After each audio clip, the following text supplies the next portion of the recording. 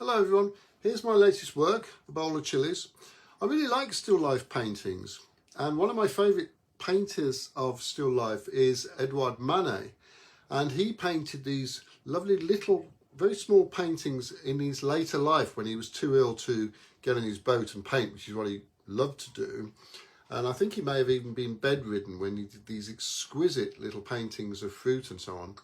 At the moment at the Courtauld Institute, there's an exhibition from Goya to Impressionism, and there's this painting of meat by Goya, which I think is one of the most exciting paintings I've seen for a long time. Anyway, enough about them, what about me? So here's the Chillies. I think it's been a great success, in no small part due to the streaky red and streaky orange glass. I've chosen a green background because the orange and the green are complementary, of course, so they're really standing out from the background. I didn't want them to blend in and be subtle. So you want them to be chilies, you want them to be hot, right? So they are hot. I'm pleased with the result. Hope my client is too. I think he will be.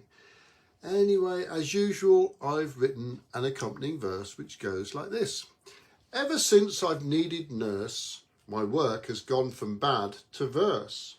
And I know that you might find this silly, but I really couldn't think of a rhyme for chilli.